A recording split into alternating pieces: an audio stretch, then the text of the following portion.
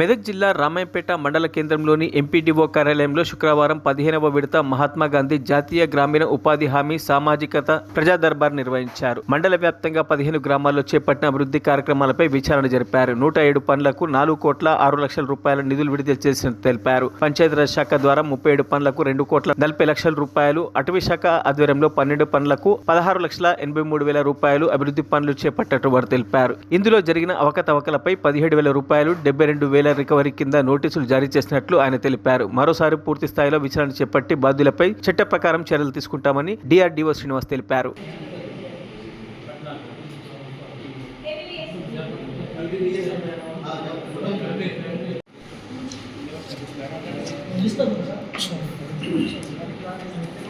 ఇవాళ రామాయంపేట మండలంలో social audit public hearing జరిగింది. ఇన్ హౌస్ పబ్లిక్ హియరింగ్ దాంట్లో భాగంగా మనకు రామాయంపేట మండలంలో ఎంసీసీ కింద 162 వర్క్లకు 4,06,00,000 వర్క్స్ మనం ఈరోజు సోషల్ ఆడిట్ చేయడం జరిగింది. అట్లాగే పిఆర్ వర్క్స్ సంబంధించి 31 పనులకు గాను 2,43,00,000 పనులను ఆడిట్ చేయడం జరిగింది.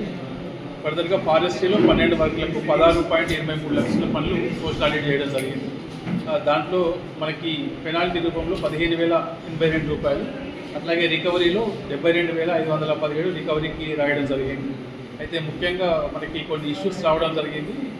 అయితే దాంట్లో మనకి ఏంటంటే సింగిల్ జాబ్ కార్డ్స్ పెట్టడము, అది ఒక ఇష్యూ మేజర్గా రావడం జరిగింది. తర్వాత సండే కూడా అటెండెన్స్ వేయడం అంటే టెక్నికల్ ఇష్యూస్ వల్ల ఎన్ఎంఎంఎస్ వల్ల రావడం జరిగింది. ముఖ్యంగా గుడ్ గవర్నెన్స్ పారామీటర్లో భాగంగా వర్క్ ఫైల్స్ కానీ, జాబ్ కార్డ్స్ అప్డేషన్ కానీ, ఇన్ఫర్మేషన్ బోర్డ్స్ కానీ కొన్ని చోట్ల పెట్టకపోవడం జరిగింది.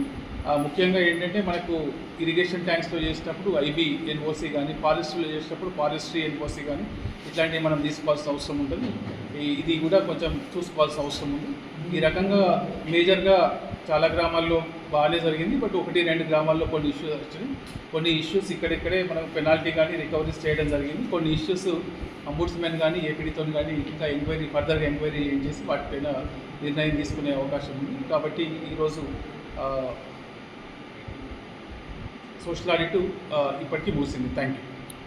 జాస్లింగాపూర్లో ఎంప్లాయీస్ వర్క్ చేస్తున్నారు, దివ్యాంగులు వర్క్ చేస్తున్నారు, మళ్ళీ చిల్డ్రన్స్తో వర్క్ చేస్తారు. దానిపైన ఎలాంటి అదే యాక్చువల్గా ఇవన్నీ కూడా చేయకూడదు. దానికి ఇప్పుడు స్టేట్ అవే మనకు ఎంప్లాయీస్ ఎక్కడైతే చేస్తుందో అది రికవరీ చేయడం జరిగింది. తర్వాత ఈ చిల్డ్రన్ ఏదైతే ఉందో దాన్ని ఫర్దర్గా అసలు అక్కడ ఏం జరిగింది అనేది చేస్తాం. తర్వాత దివ్యాంగులు కూడా యాక్చువల్గా దివ్యాంగులకు సపరేట్ జాబ్ కార్డు ఉంటుంది, సపరేట్ పనులు చూపించాలి. కానీ రెగ్యులర్ వర్క్స్లో రాసుకున్నట్టు ఇక్కడ తెలుస్తుంది.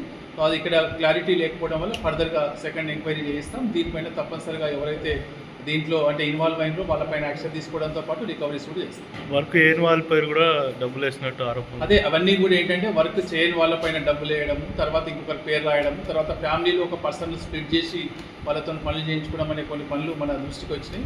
కొన్ని స్టేట్ అవే రికవరీ చేయడం జరిగింది. ఎవరైతే ఎంప్లాయీస్ ఉన్నారో, ఎవరైతే పనులు చేయలేదు వారి పేరు మీద డబ్బులు డ్రా చేసుకున్నారు అని అన్నారు, మరి అది కూడా ఫర్దర్ ఎంక్వైరీ చేయాల్సిన అవసరం ఉంటుంది. కాబట్టి అది ఫర్దర్ ఎంక్వైరీ చేయించి అవసరమైతే రికవరీస్ కానీ లేదంటే ఎవరైతే చేయించిందో వాళ్ళపైన చట్టపరమైన చర్యలు తీసుకునే అవకాశం కూడా ఉంది. ఆల్రెడీ అంటే మనం ఏంటంటే మనకు ఒకవైపు ఫీల్డ్ అసిస్టెంట్ ఆయన ఎక్స్ప్రెషన్ ఇవ్వడం జరిగింది. మరిన్ని అప్డేట్స్ కోసం మా ఛానల్ని సబ్స్క్రైబ్ చేయండి.